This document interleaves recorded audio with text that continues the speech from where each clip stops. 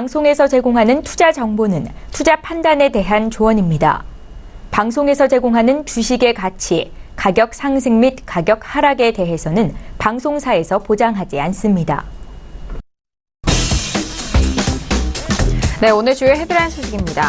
현대모비스가 현대글로비스와의 분할 합병 절차를 중단하고 29일로 예정된 임시 주주총회를 철회한다고 공시했습니다. 현대모비스는 국내외 의결권 자문사들과 주주들의 의견을 고려해 지배구조 개편안에 대한 보완 및 개선 과정을 거친 후 재추진하겠다는 입장을 밝혔습니다. 주요 시중은행 중 유일하게 비금융지주 체제인 우리은행이 지주사 전환을 공식 선언했습니다. 우리은행은 이사회, 금융당국 등과 협의를 거쳐 전환 절차를 추진할 예정이라며 다음 달 금융위원회에 예비 인가를 신청한 뒤 내년 초 우리금융지주로 출범하겠다는 계획을 밝혔습니다.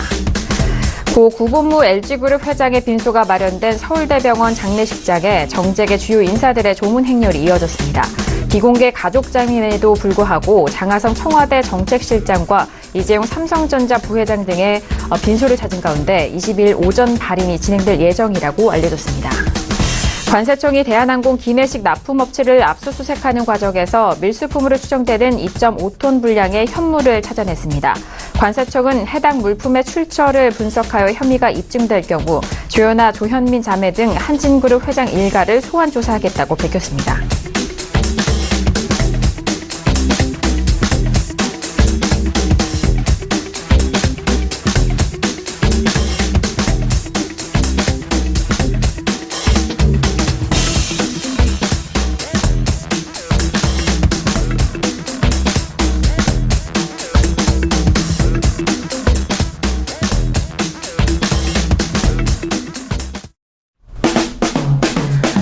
네, 안녕하세요. 평택촌놈 정석투자 MC 김은혜입니다. 자, 오늘은 한 주간의 시작인 월요일장이었습니다. 자, 전일 미국의 문희신 재무장관이 트럼프 행정부가 1,500억 달러 규모의 중국 제품에 대해 관세 부과를 연기하고 그리고 나프타에 대한 협상이 내년에도 이어질 것이라는 발언을 내놓는 영향 속에서 코스피 지수를 비롯한 아시아 증시 모두 상승으로 마감이 된 상황입니다. 자, 오늘 양시장에 대해서는 장 초반은 급락으로 시작이 됐지만요. 상승으로 전환된 이후에 강보합권 마감으로 마무리가 된 상황인데요. 잠시 후 대표님과 함께 시황 분석 그리고 여러분께서 가지고 계신 종목에 대한 상담까지도 꼼꼼하게 도와드리도록 하겠습니다. 아울러 저희가 방송 중에 제공되는 정보는 투자 판단에 대한 조언입니다. 해당 상품의 가치와 수익률을 보장하지 않는다는 점 오늘도 유의해 주시길 바라겠습니다. 자, 오늘은 월요일장인데요. 월요일 저녁 함께해 주실 분입니다. 주식 투자의 교과서 정유 대표님을 먼저 화면 통해서 만나보시죠.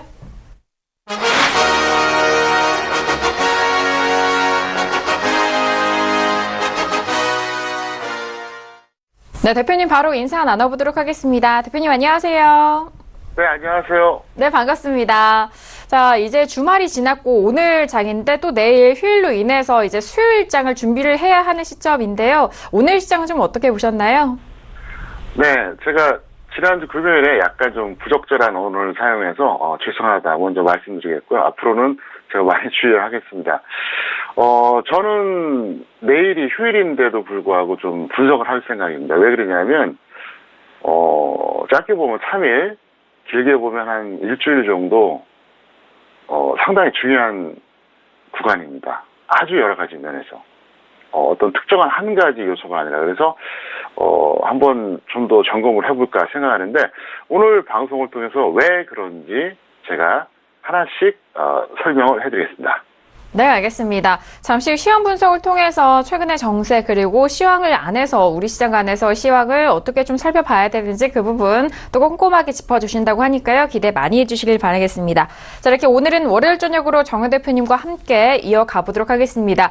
자, 앞서서 시장에 대해서 말씀을 드렸듯이 우리 시장, 양시장 모두 장 초반에는 급락 흐름으로 시작이 됐지만은 상승으로 전환된 이후에는 강보합권 마무리가 된 상황인데요. 자, 오늘 양시장에 대해서는 대표님이 한 줄로 어떻게 정리를 해주셨을까요? 오늘장 한마디 바로 화면 통해서 확인합니다.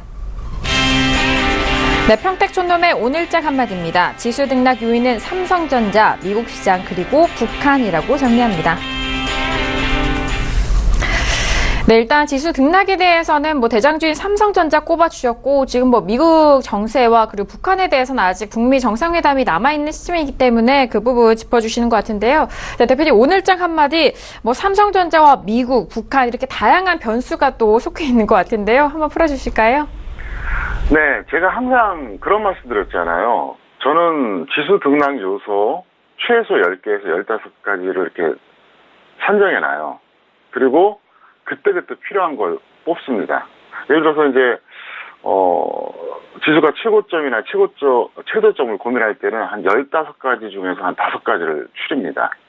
근데 지금은 뭐, 최고점에서 뭐, 고민한 단계는 아니잖아요. 그럼 보통 한 10가지 정도 되는데, 제가 그거 다 말씀드릴 수는 없고요. 근데 그 중에 한 3개 정도 추리는데, 사실 삼성전자 같은 경우에는 제가 올해 들어와서는 더 이상 등락 요소가 아니라고 이 방송 통해서 몇 번 얘기했어요. 근데 다시 등장했어요. 그래서 그걸 이제 말씀드리겠고요.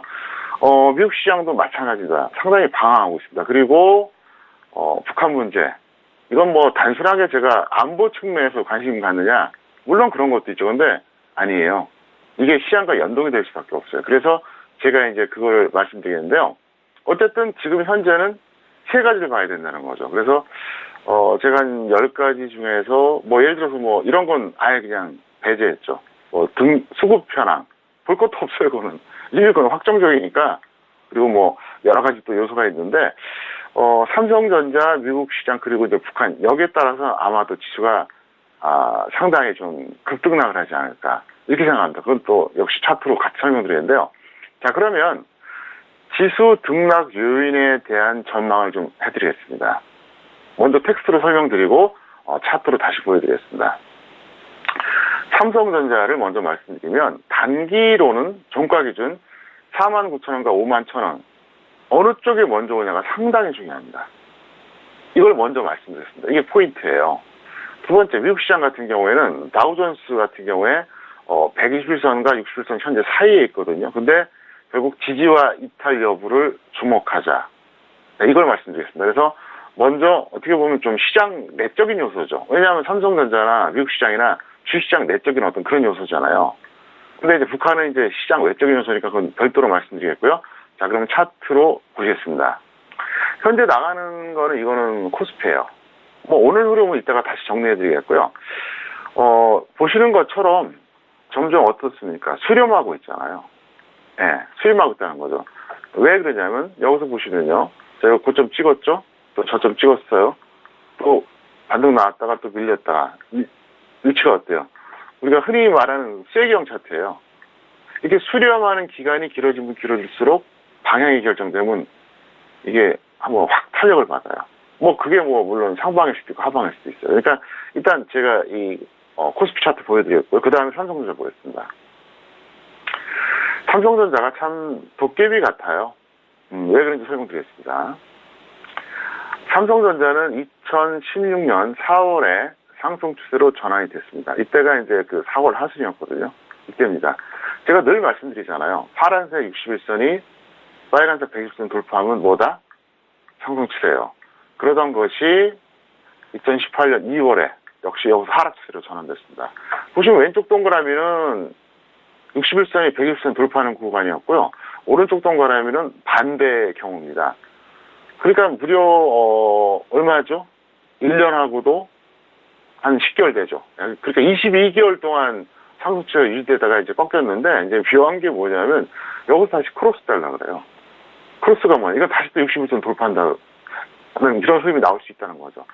근데 이게 보면 사실 말이 안 됩니다. 왜 그러냐면 삼성전자처럼 시가총액 1위 종목이 그것도 전 세계에서 유례가 없는 압도적인 시가총액 1위거든요. 제가 언젠가 그 말씀 드렸잖아요.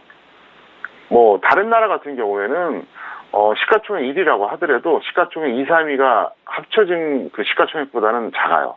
뭐 2, 3, 4위까지 합치면 그보다 작은 경우가 많은데 삼성전자는 2위부터 10위까지 합친 거랑 비슷하거나 더 많아요.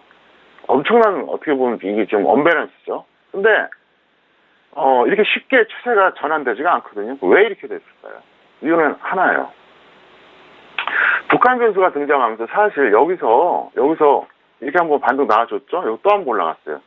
이 구간이 이동평균선을 높여놓은 거예요. 그러니까 이거를 우리가 정상과 비정상을 놓고 봤을 때는 이게 비정상이거든요, 사실은. 그래서 사실 이럴 때는 비정상적일 때는 이동평균선 감안을 안 하는 게 좋아요. 그게 맞는데 그래도 객관적인 어떤 시각적인 데이터는 무시할 수 없거든요. 그래서 여기서 49,000원을 종가 기준으로 먼저 가느냐, 51,000원을 먼저 가느냐, 이거 상당히 중요하다는 거죠. 예를 들어서 여기서 위로 올라간다 그러면 조금 더 탄력받을 가능성이 있고요. 아래로 내려간다면 정반대가 될 것이다. 이렇게 설명을 드리겠습니다. 자, 이번에는 제가 다우존스 보여드리겠습니다. 자, 이게 다우존스 차트인데요. 현재 위치는 뭐냐, 이 121선하고 61선 그 딱 중간이라고 보시면 됩니다. 그리고 이미 제가 말씀드렸죠. 다우존스 마찬가지로 하락세 전환이 됐습니다. 네, 전환이 됐어요. 분명히 하락세입니다. 근데 여기서 이제 어떻게 되느냐? 여기서 이제 121선 뚫고 갈 수도 있고 61선 깨고 갈 수도 있잖아요. 이 기술적 흐름에서 만약에 이제 121선 돌파해서 이제 점점점 121선이 이제 멀어진다. 그럼 이제 계속 올라가는 거죠. 반대로 61선 이탈되고 멀어진다. 그럼 떨어지는데 이번에 결정되는, 그러니까 한 요 며칠 사이의 흐름이 아마도 그 트렌드가 되지 않을까 이렇게 봐요. 그러니까 그 전에도 분명히 등락은 있었잖아요. 예를 들어서 뭐 이렇게 내려왔다가 올라왔다가 뭐 이렇게 등락이 있었잖아요. 근데 그게 아니라 이번에는 여기서 뭔가 결정될 것이다 이렇게 보고 있겠고요. 자, 이번에는 텍스트로 전달해 드리겠습니다. 아주 중요합니다. 북한 변수인데요. 저는 비핵화 가능성은 매우 희박하다고 보고 있습니다. 북한의 비핵화 가능성은. 북미 정상회담 가능성도 낮아지고 있어요. 이게 문제예요. 그러면 단순하게 이게 안보 측면이냐? 아니에요. 경제 또 주시장까지 연동이 된다는 거죠. 왜 이렇게 제가 말씀드리냐면, 제 논리는 간단해요. 불과 한 2주 전, 뭐 길게 보면 한 달 전만 해도 트럼프와 김정은은 만나는 게 이익이고 만나지 않는 게 불이익이었어요. 그러니까 트럼프는 어쨌든 김정은 나름대로 최대한 배려준다고 막 이렇게 굉장히 나름대로 이렇게 좀 했잖아요. 여러 가지 멘트도 날리고 또 나름대로 김정은도 좀 어느 정도 맞춰준 것도 사실이에요. 네, 그래서 서로 이제 노력을 했는데 지금 가장 큰 문제가 뭐냐? 트럼프는 만나는 게 본인한테 절대적으로 이익이에요. 여기서 안 만나면 그토록 어떻게 보면 반대파들이 주장했던 북한 시간 벌게 해준 거죠. 거기다가 떠벌려 놨는데 손에 쥔 게 아무것도 없어요. 뭐 실리를 챙기고 안 챙긴 건 두 번째로 무조건 만나야 돼요. 근데 지금 김정은 같은 경우는 돌아가는 형국이 안 만나는 게 더 좋아지고 있다는 거예요. 그렇게 현재 상황이 설정이 됐어요. 자, 그러면 여기서 뭐 제가 깊게 들어가자 그러면 이거 정말 이것만 1시간 얘기할 수 있거든요. 근데 시간 관계상 제가 이제 그 정도만 얘기하겠는데, 그래서 포인트가 뭐냐? 2, 3주 전에는 둘 다 만나는 게 이익이고 안 만나는 게 불이익이었는데 지금은 이게 입장이 반대란 얘기예요. 그게 문제가 된 거예요. 물론 여기서 만날 수 있는 경우의 수는 딱 한 가지가 있어요. 딱 하나입니다. 뭐냐면 김정은의 궁극적인 요청을 트럼프가 수락을 하면 아마 이루어질 겁니다. 근데 그게 안 되면 김정은 입장에서는 안 만나는 게 더 나아요. 하등에 만날 이유가 없어져요. 그게 뭐냐? 바로 북한의 핵 군축을 용인하느냐 여부예요. 용인 여부죠. 그러니까 지금 김정은이 원하는 건 그거예요. 간단해요. 현재 핵물질 없애겠다. 미래 핵도 나는 사고 안 치겠다. 그런데 과거의 핵은 좀 넘어가자. 군축. 무슨 얘기냐? 축소시킨다는 거죠. 없앤다는 게 아니에요. 트럼프 같은 경우는 지금 굉장한 고민에 빠져 있습니다. 이거를 수용해 줘야지 김정은이 나올 것 같거든요. 그러면 수용해 주는 게 나은데 문제는 뭐냐? 미국의 정치권과 국민들의 여론을 의식 안 할 수가 없잖아요. 정치인의 원래 속성이잖아요. 여기서 이제 딜레마가 발생하는 거예요. 그걸 안 들어주면 김정은이 안 나올 것 같고, 들어주면 여야 할 것 없이, 특히 이제 공화당 소속이니까 굉장히 반발에 부딪히죠. 왜냐하면 지금 미국의 정치권은 핵은 기본이고 생항목이 탄도미사일, 인권까지 지금 해결하라 그러잖아요.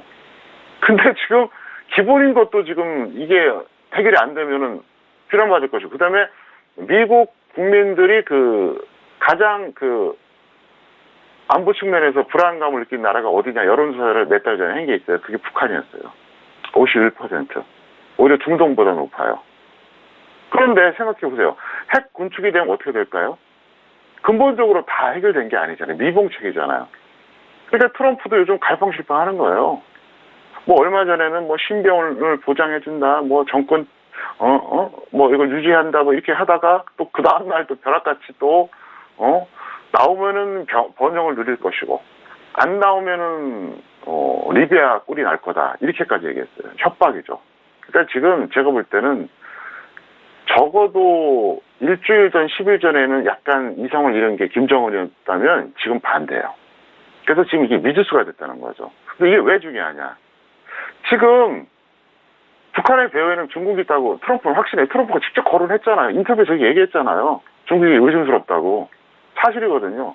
뭐 그걸 뭐 무슨 물증은 없겠지만 김정은이 2차 그 북중회담 하고 나와서 돌변했거든요. 그럼 뭐냐? 최후의 방패막이에 대주겠다. 그 약속했겠죠, 뭐. 뻔할 뻔치 아닙니까? 그런데 여기서 만약에 틀어지면 어떻게 되겠습니까? 잠시 소강 상태였던, 잠시 유보 상태였던 미중 무역 전쟁은 다시 일어난다고 봐야죠. 그리고 미국 시장 출렁거릴 거고요. 우리나라 영향 받고요. 우리나라는 미국 시장이 빠지면 영향받는 것도 있지만 잘 아시잖아요. 우리나라는 중국에 중간재 수출하는 거예요. 그러면 중국이 미국 수출이 줄어들면 우리나라는 덩달아 손해봐요. 거기다가 틀어지면은 중국도 어떤 식으로든 또 아마 사실상의 어떤 경제 제재를 할 거예요. 그 사드 때문에 그렇게 보복을 했잖아요. 그러니까 이게 연동된다는 거죠. 그래서 이게 안보 문제만이 아니란 얘기예요. 이 거시적인 메커니즘으로 봤을 때 굉장히 중요하다는 거죠. 그래서 삼성전자 같은 경우에는 일단 단기적으로 49,000원에서 51,000원 이 흐름을 보자. 미국 시장은 61선과 120선. 그래서 아주 간단하게, 아주 여러분들이 보시기 쉽게 제가 말씀드렸고, 북한은 왜 이렇게 좀 길게 설명드렸냐? 기초 설명을 해야죠. 무조건 그냥 결론만, 비핵화 가능성 매우 희박해요. 이러면 이건 아니죠. 네, 저는 뭐, 제 나름대로 독창적으로 분석한 겁니다. 그래서 내일 또 남북 죄송합니다. 그러니까 한국하고 한미 정상회담 열리잖아요. 문재인 대통령하고 이제 열리잖아요. 이때 또 대통령이 어떻게 발언하느냐, 그걸 또 트럼프가 어떻게 받아들이냐에 따라서 완전히 달라져요. 그래서 제가 3일 동안은 저도 초긴장 상태라는 겁니다. 어쨌든 이 점 여러분들이 포인트로 보시기 바라겠고요. 적어도 단기는 모르겠지만 추세적인 것은 북한 문제가 가장 큰 변수다. 이렇게 설명을 드리겠습니다. 네, 알겠습니다. 단기적인 관점과 장기적인 관점, 앞으로 우리 시장에 영향을 줄 만한 그런 시황과 그런 변수에 대해서 다시 한번 오늘장 한마디 통해서 풀어드렸습니다. 자, 이어서 양시장에 대해서 다시 한번 좀 시황 분석 상세하게 들어가 볼 텐데요. 자, 오늘 시장에 대해서는 시작과 동시에 좀 급락하는 흐름 속에서 좀 개장과 동시에 좀 철렁하셨던 분들도 많으실 것 같은데, 자, 일단 수급 쪽으로든 외국 쪽에서 수급 이탈이고 개인과 기관 쪽에서의 수급만 들어온 상황인데요. 자, 대표님 양시장에 대해서 오늘장 시황 분석 다시 한번 상세하게 도와주실까요? 네, 코스피는 대형주와 삼성전자 상승으로 이제 반등이 지속됐고요. 코스닥은 뭐 대형주, 중형주, 소형주 다 올라가서 전반적인 강세로 3회 연속 상승을 유지했다. 이렇게 설명드리는데요. 차트 보시겠습니다. 지금 보시면 이게 코스피예요. 코스피인데 이제 오늘 아랫꼬리가 긴 양봉이 나왔죠. 근데 오늘 일교차가 대략 한 24포인트 됩니다. 근데 분봉을 보면 참 놀라워요. 어떻게 보면 참 엽기적이죠. 보세요. 미국 선물, 어제 야간 선물이 마이너스였거든요. 그러니까, 근데도 뿌라쳐 버렸어요, 이렇게. 그러다가 갑자기 급락을 해요. 그래서 또 이렇게까지 또 올라갔어요. 그러더니 이제 어중간하게 끝났는데, 제가 이제 의식하는 구간이 여기에요. 이게, 이럴 만한 어떤 변수가 있었냐? 없었어요. 예를 들어서 뭐, 이렇게, 급락할 만한 악재가 있었던 것도 아니고, 급등할 만한 호재가 있었던 것도 아니에요. 근데 이거 왜 그럴까요? 오늘 외국인 선물 매매 때문에 그렇거든요. 오늘 외국인 선물 매매하고 삼성전 때문에 이렇게 된 건데, 제가 볼 때는, 어쨌든 왜곡은 맞아요. 그러니까, 제 판단은 하락도 왜곡이고, 상승도 왜곡이라는 얘기예요. 그러면 이제 이거는 어떤 흐름이냐? 어느 쪽이 더 세냐 이걸 봐야죠. 네, 그래서 상당히 좀 뭐랄까 좀 혼조세 장세다 이렇게 볼 수 있겠고요. 이번에는 제가 그 코스닥을 보겠습니다. 코스닥은 뭐 이렇게 분봉은 큰 의미는 없고요. 일봉을 보셔야 되는데요. 코스닥 같은 경우에는 최근에 다시 60일선 회복을 해줬습니다. 현재 상태에서 파란색 회복했잖아요. 120선 빠졌다가. 근데 제가 그 얘기 했었죠. 점점점 이게 모아지고 있다고요. 다시 한번 보여드릴게요. 자, 여기서 상승 추세로 전환됐습니다. 여기서 전환됐죠. 작년, 그러니까 그때 가을이었죠. 그리고 나서 한때 이 넓이가 여기까지 벌어졌었어요. 그러니까 점점 이렇게 넓이가 넓어지잖아요. 그죠? 예. 그러다가 이제 점점 줄어들고 있죠. 그래서 점점 모아지고 있잖아요. 현재 모아지고 있는 상태이기 때문에 제가 볼 때는 여기서 정말 코스닥은 최고가를 갱신하고 가지 않는 한 어차피 여기서 횡보만 해줘도 추세는 전환된다. 이렇게 설명을 드리겠습니다. 네, 알겠습니다. 오늘 코스피 시장 쪽에서는 삼성전자 1% 넘는 반등과 그리고 이런 상승에 대한 지속으로 대형주에 대한 부분으로 코스피 지수는 상승으로 마감이 된 상황이고요. 코스닥 시장 역시도 전반적인 강세로 3일 연속 상승세를 유지하고 있는 상황이고 이 흐름대로 계속해서 유지가 된다면은 지금의 상승세 좀 유지가 될 것이다라는 부분까지 시장 분석 전달을 해드렸습니다. 자, 이어서 오늘의 주요 이슈와 공시 분석 사항도 만나보도록 하겠습니다. 먼저 오늘의 이슈들 화면 통해서 확인합니다. 네, 오늘의 종목 이슈 공시 분석 사항입니다. 먼저 첫 번째 이슈는 솔고 바이오 올라왔습니다. 대규모 유상증자 결정 소식 들려왔고요. 자, 그리고 두 번째 이슈는 바로 우리은행이 올라왔습니다. 지주사 전환 추진에 강세 흐름 보였다라는 이슈까지 정리합니다.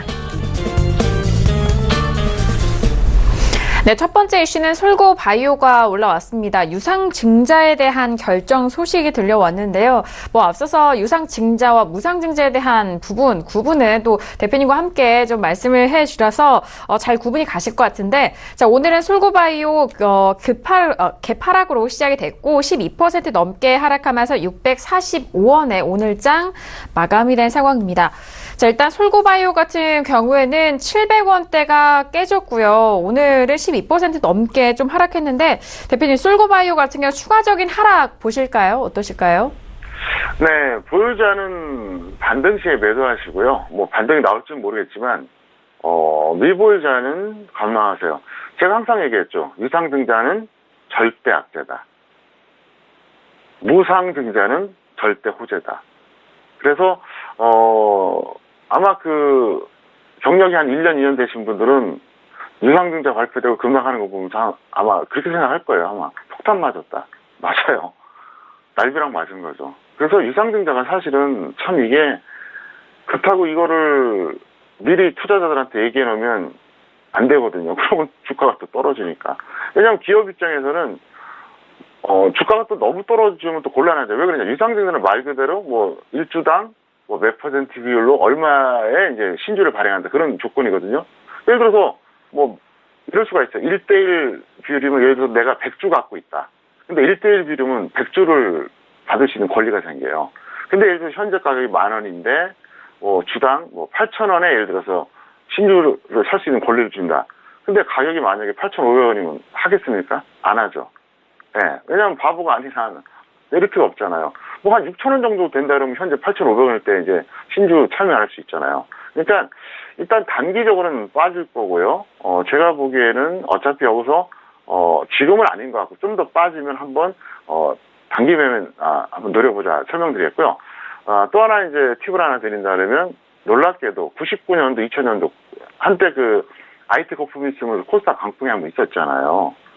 그때는 유상증자도 상한가를 갔어요. 그래서 제가 그때 참 기가 막혔어요. 왜냐하면 제가 99년도에도 이미 주식 투자 경력이 10년이 넘었었어요.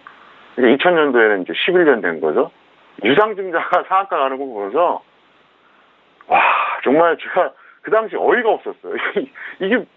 이게 악재거든요. 그러더니 이제 점점 시간이 지나면서 이제는 이제 시장이 완전히 악재로 이제 작용을 해요. 그래서 한때 그런 때도 있었다는 거죠. 그만큼 무지했다는 거예요. 그래서 제가 이제 그 말씀 드리고 싶은 게 이 방송을 통해서 제가 그 10년, 20년, 30년 전의 경험을 많이 말씀드릴 테니까 여러분들이 이 방송 보시면서 경험을 많이 사시기를 바라겠습니다. 네, 알겠습니다. 유상증자 결정 소식 들려오면서 오늘 12% 넘는 급락으로 마무리가 된 상황입니다. 자, 일단은요, 보유자에 대해서는 반등 시 매도적인 관점이 있고 미보호자는 관망에 대한 의견입니다. 추가적으로 하락의 가능성도 많은 만큼 그 부분 다시 한번 좀 꼼꼼하게 확인해 보시길 바라겠고요. 한 종목과 업종에 대한 흐름, 뭐 이전까지도 여러 히스토리를 또 함께 설명 도와주시니까요. 참고해 보시길 바라겠습니다. 자, 그래서 다음 이슈도 살펴보시죠. 다음 이슈는 앞서서 헤드라인 뉴스 통해서 전달을 해드렸던 우리은행이 올라왔습니다. 지주사 전환 추진의 강세 흐름 보였다라는 소식이고요. 자, 오늘장의 종가 먼저 확인할까요? 오늘은 3.62% 상승하면서 15,750원에 마감이 된 상황입니다. 자, 앞서서 지주사 체제로 전환이 되면서 내년 초 출범을 추진한다라는 이슈가 올라왔는데요. 자, 대표님, 일단 오늘은 뭐 상승으로 마감이 된 상황이고, 사실 은행 업종이라든지 은행 종목들, 뭐 이런 종목들은 지수의 흐름과 좀 연계가 됐었잖아요. 대표님 어떻게 보실까요?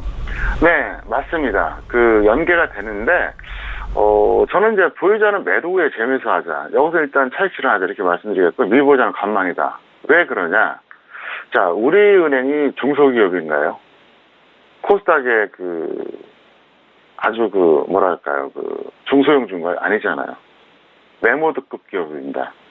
네, 비교적. 무슨 얘기냐? 코스닥의 중소기업 같으면은 혼자서 혹은 대표에서 혼자서 고민해서 결정해서 뭔가를 추진할 수가 있고 뭐 갑자기 명령될 수 있는데 우리은행 정도 되면 뭔가 그 의사결정 과정에 많은 사람들이 참여하고 절차를 거칠 수밖에 없어요. 무슨 얘기냐? 보안이 유지되기 어렵다고 봐야죠. 이미 반영됐다고 본다는 거죠. 상처로 생각해 보세요. 우리은행에 근무하는 임직원이 몇 명입니까? 네, 그렇기 때문에 저는 차트로 봤을 때 이미 반영이 됐다. 그렇기 때문에 이거는 그런 식으로 대응하는 것이 합리적이다. 이렇게 생각하고 있습니다. 알겠습니다. 우리은행에 대한 이런 지주사 전환 소식은 이미 선 반영된 흐름으로 보시는 게 더욱더 좋다라는 말씀이십니다. 보유자는 매도 후 재매수에 대한 의견이고요. 미보유자는 관망에 대한 포지션까지 정리해드리도록 하겠습니다. 자, 그래서 오늘의 관심 종목도 알아보도록 하겠습니다. 오늘의 관심 종목 화면 통해서 먼저 만나보시죠. 네, 평택촌놈의 오늘의 관심 종목은요. 첫 번째 종목 빅텍 올라왔습니다. 두 번째 종목은 삼성전기까지 두 종목 분석해드리도록 하겠습니다. 네, 관심 종목 첫 번째 관심 종목은 빅텍 올라왔습니다. 뭐 최근에 빅텍에 대한 것은 문의도 많이 주셨고 저희가 또 이슈 설명 시간에 함께 풀어드렸는데 자, 오늘 빅텍 같은 경우는 1.45% 상승하면서 3,510원에 마감이 된 상황입니다. 자, 일단 빅텍에 대해서는 이전에 대표님의 의견은 홀딩에 대한 의견을 좀 주셨던 걸로 기억을 하는데 자, 대표님 빅텍 같은 경우에는 지금 바닥권 최저점 2,805원에서 꾸준하게 좀 올라가고 있어요. 앞으로 좀 상승할 거라고 보시나요? 네, 보유자는 강력홀딩 하시고요. 미보유자는 조정 시에 매수하자. 왜 그런지 설명드리겠습니다. 만약에 뭐 북한 문제가 순조롭게 진행된다고 하더라도 크게 빠질 가능성은 별로 없어요. 그런데 만약에 북한 문제가 꼬이면 급등하죠. 무슨 얘기냐? 웬만하면은 큰 소리가 안 나는데 수익 나면 클 수 있다는 거죠. 그거를 제가 만든 한자 성어인데, 손소이대라고 그러죠. 손소이대. 손해는 작고, 수익은 크고. 딱 그런 패턴이에요. 그러니까 여기서 손해 봐봐야 얼마 안 돼요. 근데 수익 나면 클 수 있으니까. 그러니까 강력 홀딩이 맞다는 거죠. 그래서 이미 빅텍은 제가 계속해서 얘기를 해드렸기 때문에 그렇게 해주시기 바라겠고요.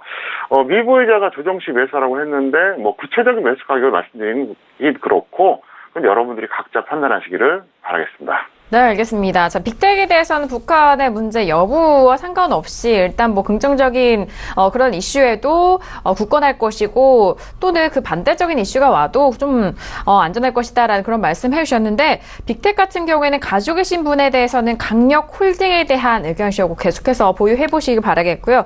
미보유자는 현재 가격대에서 조정 시 접근하시라라는 말씀까지 정리합니다.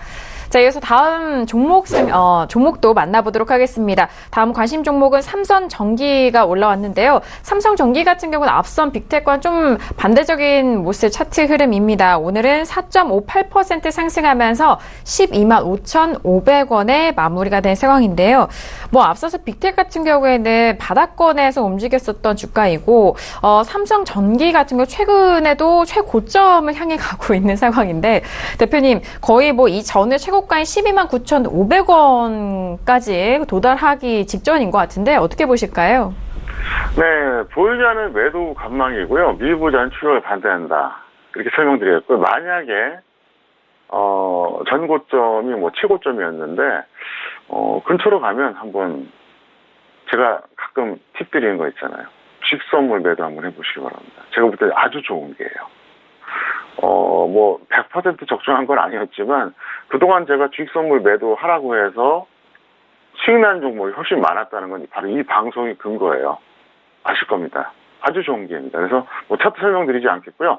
여기서 이제 직전 최고점 근처에 오면은 손절 당연히 감안하고 들어가야죠. 근데 손절할 때는 하더라도 한번 베팅해볼 만한 가치가 있지 않나, 저는 이렇게 생각하고 있습니다. 네, 알겠습니다. 삼성전기 같은 경우에는 현재 부근에서 즉시 매도 후 관망에 대한 의견이고요. 미보자의 추격 반대 의견까지 주셨습니다.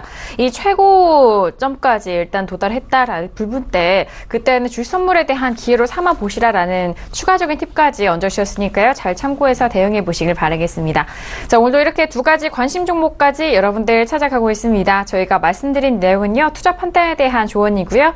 해당 상품의 가치와 수익률을 보장하지 않는다는 점 오늘도 유의해 주시길 바라겠습니다. 자, 이어서 여러분들의 종목 상담 도와드리는 시간입니다. 평촌에게 물어봐 시간으로 이어갑니다.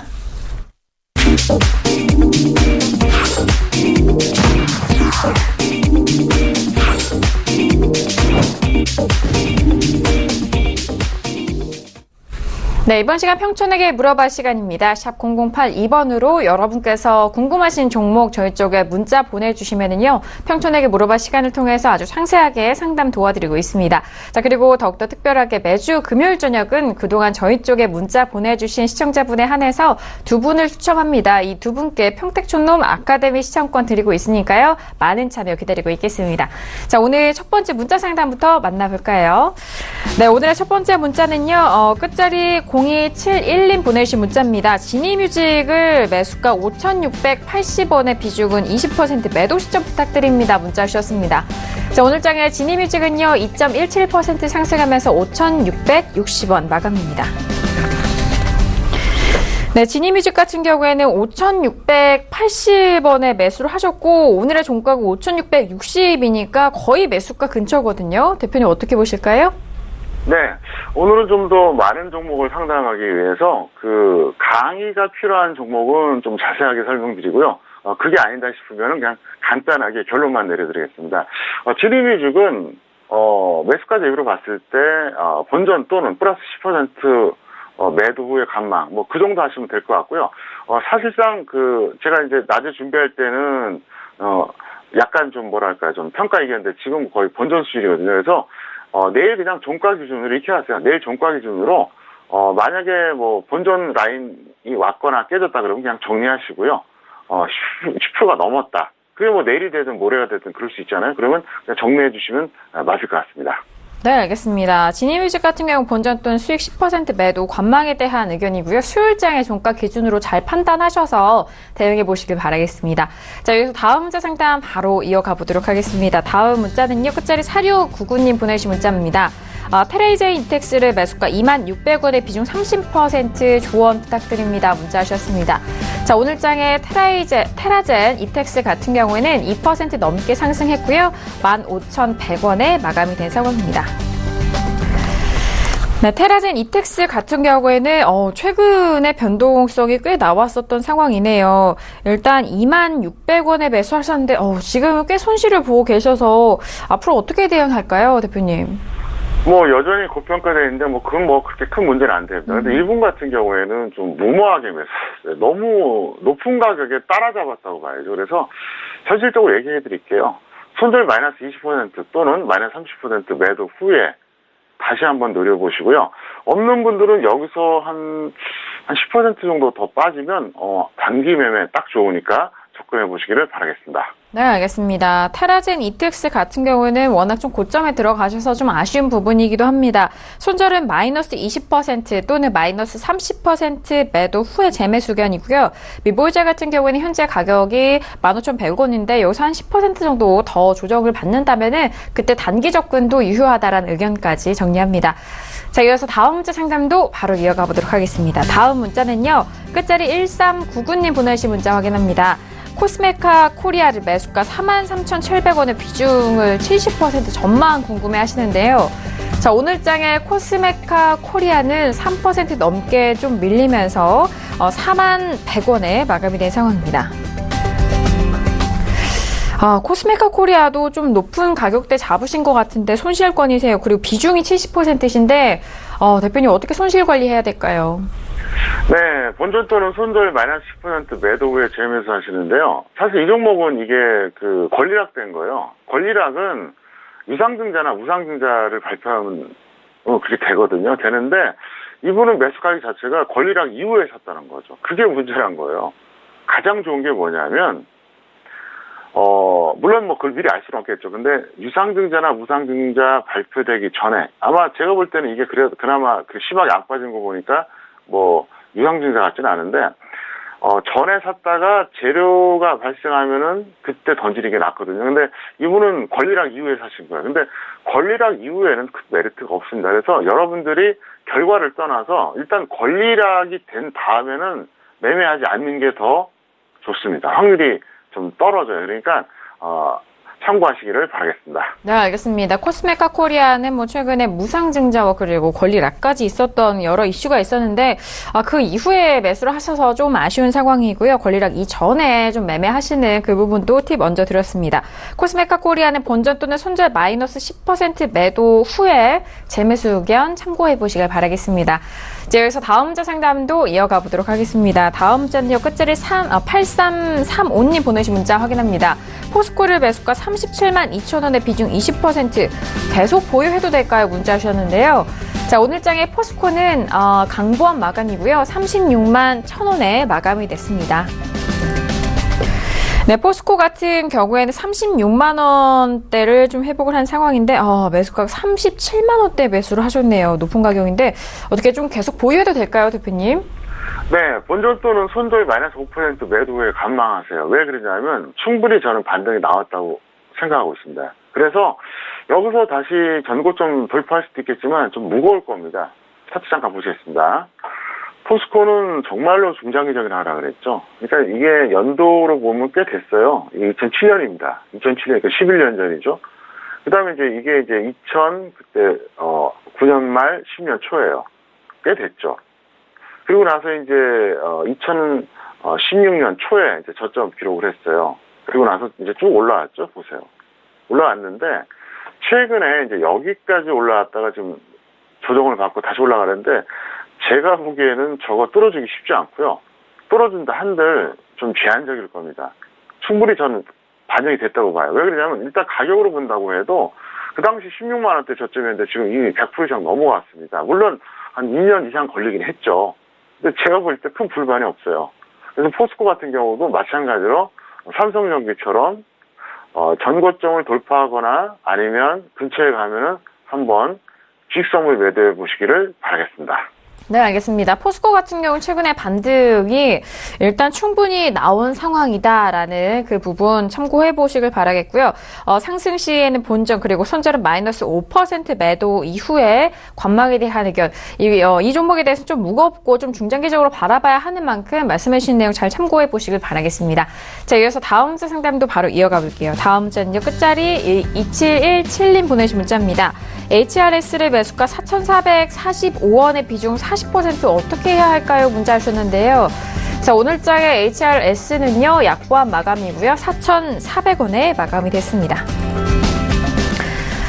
네, 지금 최근에는 4,000원대 후반대에서 지금 현재 가격대까지 좀 밀리고 있는 상황인 것 같은데요. 손실을 보고 계십니다. 어떻게 할까요? 네, 큰 손실은 아니고요. 이렇게 하세요. 손절 마이너스 5% 또는 수익 플러스 10% 매도 후에 재매수 하시기 바랍니다. 일종의 방산주예요. HRS. 이게 원래, 옛날에 그러니까 거의 뭐 한 7년, 8년 전만 해도 이름이 해룡 실리콘이었어요. 해룡 실리콘. 그게 이제 HRS로 바뀐 건데 방독면 만드는 회사예요. 어떻게 보면 방산주라고 봐야죠. 그래서 HRS는 그나마 뭐 다른 방산주보다는 좀 추세가 나는데 이 종목 같은 경우는 이제 장점이 하나 있다 그러면 이제 저평가되어 있다는 게 장점입니다. 적정 주가가 13,800원짜리예요. 상당히 저평가되어 있죠. 테마도 치고 상당히 저평가되어 있으니까 이건 일단 지금은 단기 매매하시고 혹시라도 뭐 예를 들어서 뭐 이렇게 그 방산주가 급등했을 때는 좀 느린 편이에요. 예를 들어서 방산주가 급등할 때 보면 항상 빅텍이 제일 먼저 가고 나머지가 따라오거든요. 근데 이제 HRS는 좀 느린 편입니다. 그때 후발 매수 종목으로 딱 좋으니까 접근해 보시기를 바라겠습니다. 네, 알겠습니다. HRS에 대한 업종 설명도 함께 도와주셨습니다. 자, 일단 보유자에 대해서는요, 손절은 마이너스 5% 또는 수익이 10% 매도 후 재매수에 대한 의견이고요. 방산 업종 안에 좀 담겨서 보시고 일단 선두 방산 업종이 나갈 때 이후에 후발주자로 이 종목이 움직일 수 있다라는 점까지 참고해 주시길 바라겠습니다. 자, 여기서 다음 문자 상담도 받아볼게요. 다음 문자는요, 끝자리 3036님 보내신 문자입니다. 삼성 엔지니어링 을 매수가 2만 원의 비중 20% 전망 궁금해 하십니다. 자, 오늘장의 삼성 엔지니어링은 6% 넘게 빠졌고요. 18,850원에 마감이 됐습니다. 네, 삼성전기와도 좀 유사한 흐름인 것 같아요. 삼성 엔지니어링 같은 경우에는 지금 고점 찍고 난 이후에 오늘장 좀 밀린 상황인데 2만 원에 매수를 하셨어요. 대표님 어떻게 보실까요? 네, 본전 또는 손절 10% 매도에 관망하시고요. 이분 같은 경우에는 좀 뭐랄까 아쉬워요. 그 초보자이거나 좀 조급하거나 둘 중에 하나 같은데 누가 보더라도 좀 비합리적인 매수 가격이죠. 차트 보시겠습니다. 보세요. 보시면은 여기서 매수하셨거든요. 그러면 이거는 뭐 갈 수도 있겠지만 이거는 과정상 비합리적인 거죠. 다시 한번 말씀드리겠습니다. 평택촌놈 정석투자의 저희가 뭐냐면 위험관리와 수익 추구를 동시에 고려하면서 과정이 한정의 매매를 하는 거예요. 확률을 높이자는 거죠. 프로세스가 좋아야 돼요. 그래서 저도 평소에 사람을 이렇게 뭐 관찰까지는 아니라도 이렇게 판단할 때 이 사람이 어떤 언행이 합리적인지 아닌지 그걸 전 체크해요. 그러면서 이 사람이 심리적으로 어떻고 지능이 어떻고 대충 판단이 되거든요. 무슨 얘기냐면 과정이 비합리적인 사람은 전 신뢰를 안 해요. 왜? 믿을 수가 없잖아요. 무슨 얘기냐? 이렇게 투자하시면은 절대로 이길 수가 없어요. 그래서 앞으로는 이렇게 하지 마시기 바라겠고요. 제가 이제 여러분들 위해서 막 이렇게 야단치고 또 뭔가 이렇게 경각심을 잃고 들여다보면 좀 약간 좀 강하게 반응도 하는데 하여간 어쨌든 제가 이제 앞으로는 좀 차분하게 얘기하겠습니다. 원래는 제가 말 수도 없고 되게 소심한 성격이에요. 근데 이거 하다가 바뀐 겁니다. 네, 그래서 어쨌든 제가 그렇게 하겠습니다. 알겠습니다. 자, 일단 좀 아쉬운 상황입니다. 삼성 엔지니어링은 워낙 좀 고점에 잡으셔서 앞으로 관리가 더욱더 필요할 것 같은데요. 하락 시, 상승 시에는 본전, 그리고 손절은 마이너스 10% 매도 이후의 관망에 대한 의견 드렸으니까요. 앞으로의 흐름, 가격대 좀 잘 살펴보시고 현명하게 대응해 보시길 바라겠습니다. 자, 이어서 다음 문자 상담도 바로 이어가 볼게요. 끝자리 3488님 보내주신 문자입니다. 링네트 매수가 4,300원의 비중 20%의 조언 꼭 부탁드립니다. 문자 주셨습니다. 자, 오늘장의 링네트는요, 1% 넘게 상승하면서 4,435원에 마감이 됐습니다. 네, 지금 링네트 같은 경우에 4,000원대, 3,900원대에서부터 좀 지지받으면서 꾸준하게 상승하고 있는 상황이라 수익을 보고 계시거든요. 대표님 어떻게 보실까요? 네, 본전 또는 플러스 10% 매도구에 재매수하세요. 그러니까 이제 밀리면 본전, 좀 더 가면 10%. 근데 이분은 역시 또 약간 아쉬워요. 차트 보겠습니다. 여기서 매수하신 거예요, 여기서. 그러면, 우리가 쉬운 말로 표현하자면, 운이 좋았죠. 추격한 거 맞거든요. 근데 제가 늘 말씀드리잖아요. 아마 100번도 넘을 겁니다. 자, 이 종목의 추세가 뭐죠? 상승입니다. 파란색 61선이 빨간색 61선 돌파했잖아요. 그럼 어떻게 하라고요?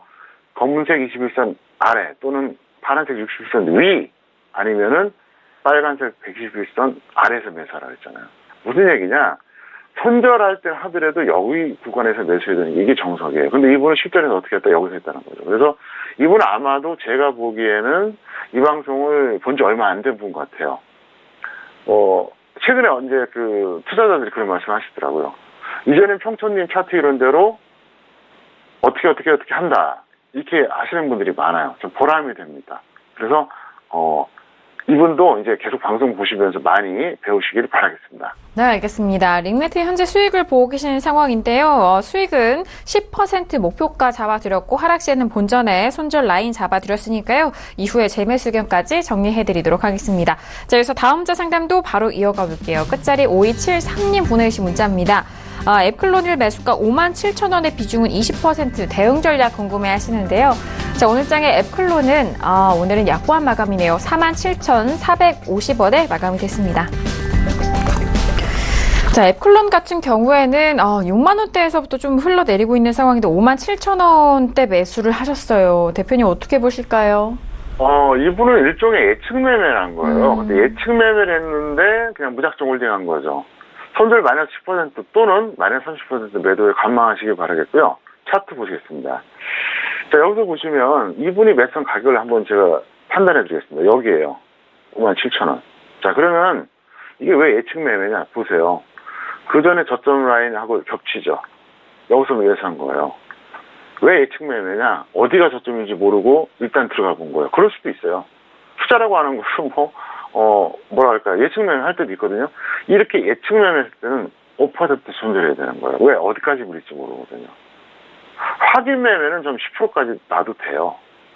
예를 들어서 이 종목 같은 경우, 예를 들어서 이제 작년이죠. 이렇게 이제 한번 급등했잖아요. 딱 이게 눌림목이거든요. 일종의. 이럴 때는 더 내려가더라도 좀 여유있게 하면 되는데, 이 라인은 누가 보더라도 그 전에 저점 라인하고 부딪히지 않는데, 그게 이탈되면 어떻게 되겠어요? 네, 상당히 무거워진다는 거죠. 그래서 여러분들이 매매할 때 이게 확인 매매냐 예측 매매에 따라서 이게 손절의 폭이 달라져야 된다는 거예요. 이것도 역시 풍대천론 이론입니다. 확인 매매, 예측 매매라는 표현 자체도 쓰는 사람이 없었어요. 제가 처음 만들었어요. 그래서 어쨌든 이걸 여러분들이 참고하시길 바라겠습니다. 네, 알겠습니다. 앱클론 같은 경우에는 지금 예측 매매로 좀 접근하신 것 같은데요. 자, 지금 손실을 보고 계세요. 손절은 상승 시에는 마이너스 10% 또는 하락 시에는 마이너스 30% 매도 이후에 관망에 대한 의견 참고해 보시길 바라겠습니다. 자, 그래서 다음 자 빠르게 살펴보시죠.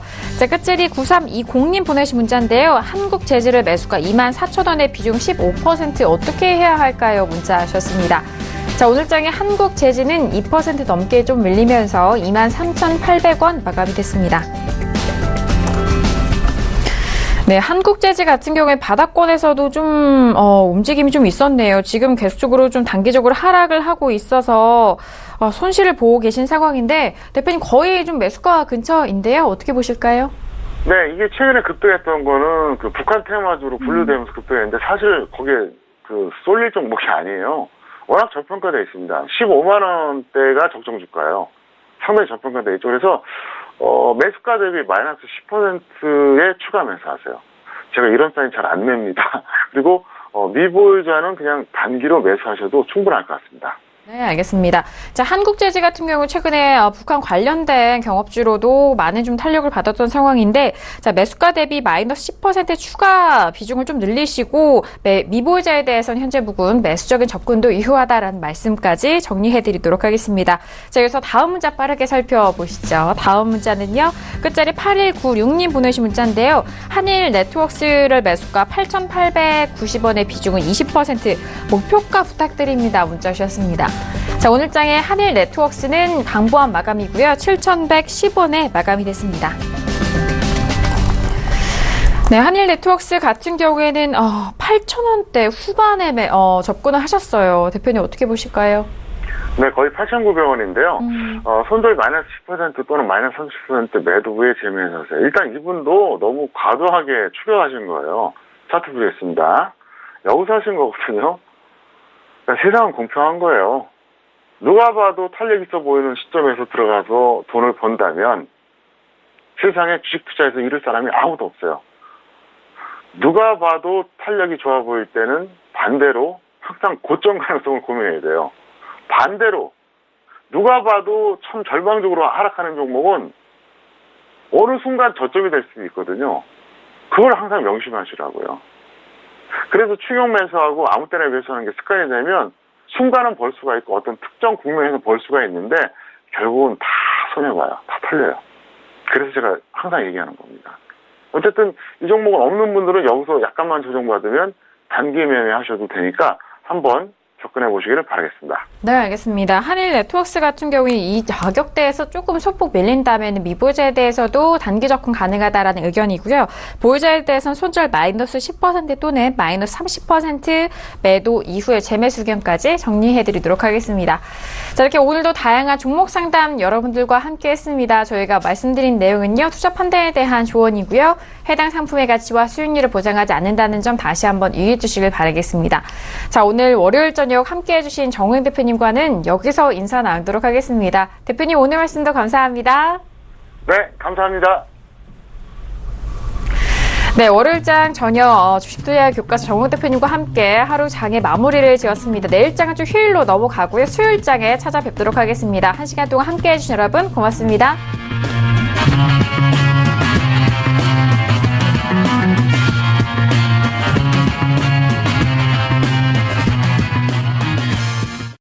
본 방송에서 제공하는 투자 정보는 투자 판단에 대한 조언입니다. 방송에서 제공하는 주식의 가치, 가격 상승 및 가격 하락에 대해서는 방송사에서 보장하지 않습니다.